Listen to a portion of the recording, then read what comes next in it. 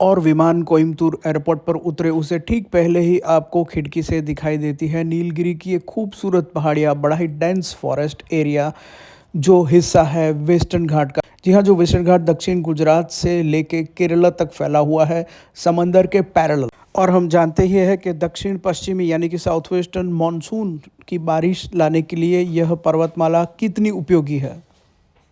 और फिर हम उतरे तमिलनाडु के दूसरे नंबर के सबसे बड़े शहर कोयम्बतूर के एयरपोर्ट पर। और यह देखिए, यह है तमिलनाडु का स्टेट एनिमल जो नीलगिरी के जंगलों में पाया जाता है। और नीलगिरी के जंगल कोयम्बतूर से सटे हुए, यह है जलीकट्टू को रिप्रेजेंट करता हुआ बुल। और यह नीलगिरी जंगल में देखने को मिलते हैं जो हाथी, उनका भी स्कल्पचर्स।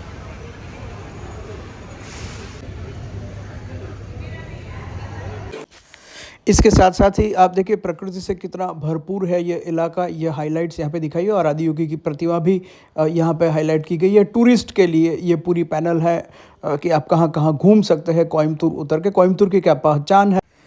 और फिर मैंने देखी थिरुवल्लुवर, एक महान ऋषि जो थे, उनकी प्रतिमा एयरपोर्ट पर, और उसके साथ नटराज। और बहुत ही भक्तिभाव से एयरपोर्ट का स्टाफ उनके लिए एक फ्लावर डेकोरेशन कर रहा था। और कोयम्बतूर से सटे नीलगिरी के जंगल में बहुत सारी तितलियाँ पाई जाती है जो भी यहाँ पे शोकेस की गई है एयरपोर्ट प्रेमाइसिस में बहुत ही अच्छी तरह से। और अब एयरपोर्ट से जहाँ जाना है यानी कि सदगुरु का ईशा योगा सेंटर, वो 40 किलोमीटर दूर है as per the bill board. और हम यहाँ से पकड़ेंगे रेड टैक्सी। वैसे तो ओला उबर के ऑप्शंस अवेलेबल होते हैं हर एयरपोर्ट पे, यहाँ पे भी है, लेकिन यहाँ पे मैंने पढ़ा कुछ सोशल मीडिया पे कि रेड टैक्सी ज़्यादा किफ़ायती और ज़्यादा अच्छी सर्विस है। यह सर्विस काफ़ी कम शहरों में उपलब्ध है, मुख्यतः तमिलनाडु में। और वैसे तो काफ़ी पुरानी लॉन्च हुई सर्विस है, लेकिन it's limited to several cities only. तो हम रेड टैक्सी लेंगे और यहाँ से चलेंगे। मैं आपको इस शहर के बारे में बता दूँ, इसको कोवाई के नाम से भी जाना जाता है, कोयम्बतूर जो है उसको। और एक ज़माने में इसका नाम कुंगू नाडु भी था। तो नाडु शब्द का अर्थ तमिल भाषा में देश होता है। तो ये देखिए एयरपोर्ट के बाहर ही लोकली पॉपुलर नाम लिखा गया है कोवई इस शहर का। तो एयरपोर्ट से कुछ ही अंतर पर मेरे टैक्सी ड्राइवर ने मुझे फ्लाईओवर दिखाया जो 11 किलोमीटर का है और अंडर कंस्ट्रक्शन है। इसके सिवा 9 किलोमीटर और अप्रूव हो चुके हैं, यानी 20 किलोमीटर का यह फ्लाईओवर बनेगा जो बाईपास के तौर पे काम करेगा, मेरे टैक्सी ड्राइवर ने मुझे बताया। और यह सफ़ेद रंगोली और यह ग्रेइश ब्लैकी स्टोन, आप मैन्युफैक्चरिंग देख पाएंगे ग्रेइश ब्लैकी स्टोन से बनी हुई मूर्तियों का। अगर आप मामल्लापुरम जाए तो यह तमिलनाडु का बड़ा ही परिचायक स्टोन है। और ये आप देखिए, ये आर्य भवन रेस्टोरेंट में हम आए हैं डोसा खाने के लिए। और यहाँ पे यह दो लेडी मॉन्क है सदगुरु के ईशा योग सेंटर के। और यहाँ पे ये लिंग भैरवी मंदिर है, उसकी पूजा सिर्फ लेडी मॉन्क्स करती है। यह तो खैर एक छोटा सा मंदिर है, लेकिन लिंग भैरवी का असल मंदिर ईशा योग सेंटर में है। ये एक बड़ा ही ओपन स्पेस और कुदरती लाइट्स वाला और साउथ इंडिया का ऑथेंटिक खाना। एक आप श्री अन्नपूर्णा में जा सकते हैं, लेकिन हमें बताया गया कि ये आर्य भवन जो है वो बिल्कुल रास्ते में है और हमने यहाँ पे खाया डोसा। तो मैंने यहाँ रेस्टोरेंट में बताया कि कुछ अनूठी साउथ इंडियन वेराइटीज़ खिलाइए कि जो हम नॉर्थ इंडिया में न मिलती हो। लेकिन अब ये ब्रेकफास्ट का टाइम था तो वो लोग सिर्फ वही वेराइटीज़ दे रहे थे जो इवन नॉर्थ इंडिया में आपको ब्रेकफास्ट के या किसी और भी टाइम पे मिलेगा। यहाँ पे स्पून नहीं देते थे संभार के लिए, अगर हम मांगते हैं तो मिलेगा, लेकिन संभार के लिए स्पून नहीं था। मैंने कुछ साउथ इंडियन से पूछा कि आप बिना स्पून के संभार कैसे खाते, क्या आप कटोरी सीधी मुंह में ही लगाते हैं? तो उन्होंने कहा कि नहीं, हम ये डोसा जो है वो संभार में डाल देते हैं और फिर उसके टुकड़े जो है वो खाते हैं, इस तरह से खाते हैं। तो यहाँ पे स्पून का वैसे भी अगर आप साउथ इंडियन थाली खाएंगे तो महत्व नहीं है। हाथ से ही आप चावल खाइए, चावल के साथ कुछ और चीज़ मिलाइए, संभाल लीजिए।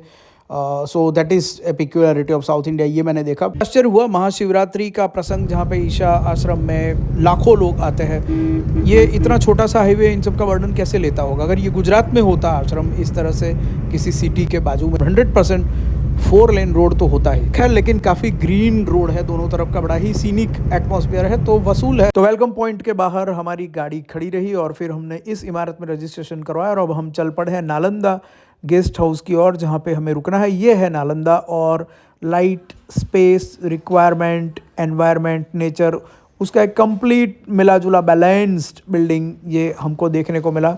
मोर भी देखने को मिले। और ये आप देखिए, ये इसको आश्रम तो नहीं कहते, इसको ईशा योग सेंटर कहते हैं, लेकिन एक कॉन्सेप्ट आश्रम का ही है। तो आश्रम तो काफ़ी एंसेंट कॉन्सेप्ट है, और ये बिल्डिंग नहीं है, अद्यतन है, मॉडर्न है, लेकिन वो एंसेंट कॉन्सेप्ट वाली जो फील, आश्रम की फील है, वो इस मॉडर्न आर्किटेक्चर में इस तरह का ये आर्किटेक्चर बनाया गया। ये है सदगुरु की पुरानी बाइक, और ये नालंदा की कुछ और तस्वीरें जो मैं कह रहा था कि आश्रम जैसी फील और आज के ज़माने का एक अद्यतन बिल्डिंग आर्किटेक्चर का नमूना। तो आश्रम परिसर में आपको कहीं भी गंदगी देखने को नहीं मिलेगी, कोई शोर शराबा देखने को नहीं मिलेगा। लोग शांति से रहते हैं, कम बोलते हैं, धीमे से बोलते हैं। ये कोई इम्पोज नहीं किया गया, लेकिन यही आश्रम का कल्चर है। यहाँ पे पेट्रोल, डीजल या ऑयल इंजन से चलने वाला कोई व्हीकल नहीं है। कुछ बैटरी ऑपरेटेड व्हीकल्स यहाँ वहाँ घूमते हैं, तो इस वजह से यहाँ पे शांति भी है। बाकी साइकिल है, बाकी बैलगाड़ी है, उसी से काम चलता है। आपने कई ड्राइंग रूम में, बंगलोज वगैरह में देखा होगा कि कुदरती दृश्य का बड़ा पोस्टर होता है दीवार पे, लेकिन यहाँ पे तो ये जो वेलंगिरी पर्वत है वही एक लाइव पोस्टर है। आश्रम के बैकग्राउंड में हर जगह पे यह पर्वत माला रहती है। वेल, आपने छोटी सी रेस्टोरेंट में भी देखा होगा कि काफ़ी नॉइज़ होता है, सब अलग अलग टेबल पे बैठे होते हैं, बातें करते होते हैं, लेकिन ये 2000 लोगों की कैपेसिटी वाला बड़ा हॉल है, भिक्षा हॉल है, जहाँ पे सुबह और शाम को खाना दिया जाता है। जो आश्रम के विजिटर्स हैं, आश्रम के वॉलंटियर्स हैं, साइंट्स हैं, सब यहीं पे खाना खाते हैं। फ्री ऑफ कॉस्ट ये खाना होता है, और यहाँ पे आपको एकदम शांति मिलेगी। अगेन, ये इम्पोज्ड शांति नहीं है, ये अपने आप ही यहाँ का कल्चर ही एक तरह का है कि बिना बोले, बिना बातचीत किए लोग खाते हैं, और उसके बाद अपना बर्तन भी खुद से साफ़ करते हैं। खाना ऑफ कोर्स शुरू होता है, उससे पहले सहना भवतु सहनौ भुनक्तु, वो श्लोक सामूहिक रूप से बोला जाता है। लोग हाथ से खाते हैं और बर्तन खुद साफ़ करते हैं। और काफ़ी यहाँ का जो खाना है, बहुत बड़ा किचन है जहाँ से ये खाना बनता है। और मैंने जब यहाँ पे खाया था, मिलेट का बना हुआ पौष्टिक खाना यहाँ पे था। काफ़ी स्वादिष्ट खाना होता है और सौम्य सात्विक भोजन होता है। अब इसके भिक्षा हॉल के नियत टाइमिंग्स है, अगर उस टाइमिंग्स में नहीं पहुँचे आप, तो फिर आपको, ये कैंपस में ही एक रेस्टोरेंट है, वहाँ पे भी सात्विक खाना मिलता है, लेकिन वो आपको पैसा खर्च करके वहाँ से खाना होता है। हालांकि काफ़ी किफ़ायती दामों में वहाँ पे भी भोजन मिलता है। और आश्रम के कैंपस में ही संस्कृति स्कूल है, जहाँ पे भारतीय नृत्य, संस्कृत, भारतीय संगीत, यह सब सिखाया जाता है। और टीनेजर्स काफ़ी बड़ी संख्या में संस्कृति स्कूल में यह शिक्षा प्राप्त करते हैं। मैंने अपनी मुलाकात के दरमियान संस्कृति स्कूल की विद्यार्थिनियों से काफ़ी अच्छे सिरुवल्लुवर के और भी बहुत सारे तमिल डिवोशनल गीत सुने। समूह में वो सब गाती थी एक साथ। ये नज़ारा काफ़ी ही अच्छा था, और मैंने उनके नृत्य भी देखे जो वो सीख रही थी गुरु के पास संस्कृति में। और उसके बाद मैंने विज़िट की संस्कृति अखाड़ा की। ज़मीन से थोड़ा सा नीचे होता है ये, क्योंकि यहाँ पे पुरानी मार्शल आर्ट सिखाई जाती है, जो केरला में आप ऑलरेडी देख सकते हैं एज ए टूरिस्ट अगर जाए तो उस मार्शल आर्ट को सिखाने के यह सब शस्त्र सरंजाम है। और यहाँ पे भी आसपास के गांव के लोग, यहाँ की स्कूल के लोग, कोई भी आके यह मार्शल आर्ट सीख सकता है, जो कि काफ़ी एंशेंट, काफ़ी पुरानी, सदियों पुरानी मार्शल आर्ट कला है भारत की। और हमने जो मार्शल आर्ट की स्किल्स है उसके परफॉर्मेंस भी यहाँ पे देखे। तो ये जो बिल्डिंग आप देख रहे हैं ध्यानलिंगा की बिल्कुल सामने है, और इसमें है सूर्य कुंड। अब सूर्य कुंड यह कुंड है कि जिसमें आप नहा सकते हैं, डुबकी लगा सकते हैं। सूर्य कुंड के अंदर 3 शिवलिंग है, तो सूर्य कुंड के इन शिवलिंग को आप छू भी सकते हैं, आप उसको हग भी कर सकते हैं, आप उसके दर्शन भी कर सकते हैं जब आप वहाँ पे कुंड में है तब। और यह सूर्य कुंड की एक सबसे अच्छी बात है वो वाटरफॉल, जिसके नीचे खड़े रह के आप नहा सकते हैं। आपके सर पे वो पानी आके गिरेगा बहुत ही हाइट से, और उसका भी एक आनंद है। सूर्यकुंड में नहाने से जाने से पहले आप अपने कपड़े रख के आप लंगोट ले सकते हैं, और फिर वो लंगोट पहन के ही आपको सूर्यकुंड में जाना है। वापस आके फिर लंगोट रख दीजिए। एक चेंजिंग रूम है जहाँ पे फिर से आपको अपने कपड़े पहन लेने हैं। कोई टॉवेल नहीं मिलता, आपको भीगे शरीर पे ही अपने कपड़े पहन लेने हैं। अगर आप चाहे तो इस तरह का नैपकिन या वगैरह साथ में लेके जा सकते हैं। अगर पुरुषों के लिए सूर्य कुंड है तो महिलाओं के लिए चंद्रकुंड की व्यवस्था है। चंद्रकुंड में महिलाएं स्नान करती है, वो बिल्कुल अलग सी व्यवस्था है सूर्य कुंड से। और ध्यान लिंगा से बिल्कुल पीछे है लिंग भैरवी का मंदिर। आपने कहीं और इस तरह का मंदिर नहीं देखा होगा। एस्थेटिकली बहुत ही अच्छा है। त्रिशूल है जिस पे लोग पीले धागे लगाते हैं। काफ़ी सारे रिचुअल्स भी है इसको लगते हुए, और बाहर उसका स्टोर भी है। तो ये लिंग भैरवी का मंदिर है। अगर आप आश्रम की काफ़ी सारे जो महिला डिवोटीज़ को देखेंगे, या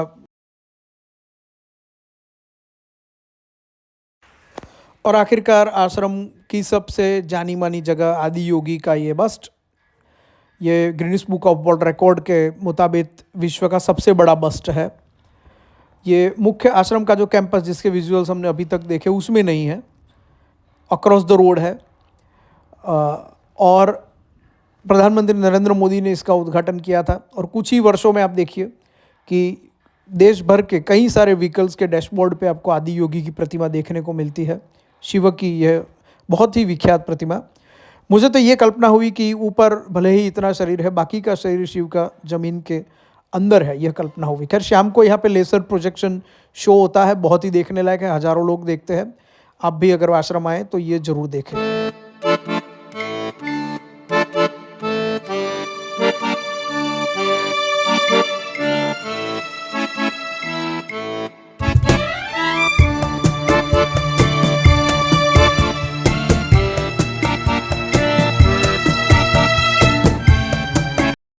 રૂરલ તમિલનાડુ છે, કોઈમ્બતુર પાસેનો એરિયા છે, બહુ જ ગ્રીન એરિયા છે, પણ એમાં લોકો એક બુલને કેમ છો કહે છે. નાવ કેમ તમિલનાડુમાં એક બુલને કેમ છો કહે છે? કારણ કે ગુજરાતથી આવેલો બુલ છે, એ કાંકરેજી છે, અને આપ અહીં જોઈ શકો છો.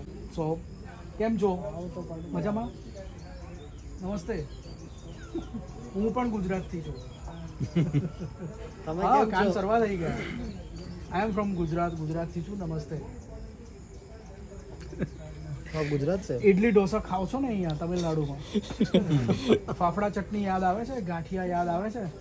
અહીંયા મળતું નથી કશું. મને ખબર હોત કે તમે અહીં છો ગુજરાતથી તો હું લેતો આવત. લોગों को बोलो मुझे मत खाओ. What is the story about this fascinating bull called Bola? So actually Bola was got here maybe four years back, and he's just 9 years old now, and he was named Shambho previously. He was very aggressive, and we need at least 8 to 10 people to handle him. But now once when Sadhguru visited our Goshala, he saw him and he tapped him and he named him Bola. Since then we don't know he's Bola. He's very like innocent, very silent. He's like a child now. तो ये ईशा आश्रम की गौशाला है, ईशा योग centre से बाहर है, थोड़े दूर है, अंतर पे है। और यहाँ पे 1000 भारतीय नस्ल की, मूल नस्ल की गायों का संवर्धन होता है। तो ईशा फाउंडेशन 10 स्कूल भी चलाता है, जिसमें से एक आंध्र प्रदेश में, और ये रूरल तमिलनाडु की स्कूल है जो इंग्लिश मीडियम की है। हमें बताया गया 60% बच्चे यहाँ फ्री में पढ़ते हैं। एकदम अत्याधुनिक सुविधाओं वाली ट्राइबल एरिया की स्कूल। तो इस स्कूल के 7वीं कक्षा के बच्चों ने ही हमें स्कूल की पूरी टूर करवाई। यहाँ पे रोबोटिक्स भी सिखाया जाता है, ड्रोन का भी हैंड्स ऑन प्रयोग करते हैं विद्यार्थी, और इसके साथ साथ यहाँ पे अटल टिंकरिंग लैब भी है। कंप्यूटर की लैंग्वेजेस सीखते हैं यहाँ पे बच्चे, और बिल्कुल छोटे बच्चों के लिए यहाँ पे कंप्यूटर के सीटिंग डेस्क भी बनाए गए हैं, ज़मीन पर बैठ के जैसे वो कंप्यूटर एक्सेस कर सके। चप्पलें सारी बाहर निकालते हैं। काफ़ी अच्छी डिसिप्लिन भी हमने इन बच्चों में देखी। स्मार्ट क्लास भी हमने यहाँ पे देखा। इसके साथ साथ 12,000 बुक्स वाली लाइब्रेरी भी देखी।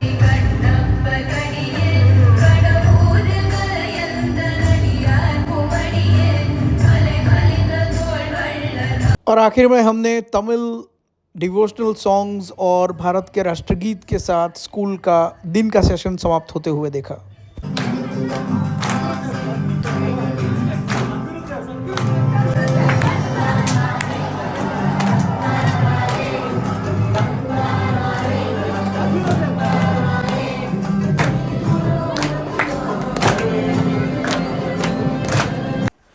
तो इस गाने और नाच के साथ मेरी 2 दिन की ईशा योग केंद्र की मुलाकात हुई समाप्त। ये गीत आपको दिलचस्पी होगी कौन सा है, वो अलई अलई करके गीत है, यूट्यूब पे है ईशा की चैनल पर।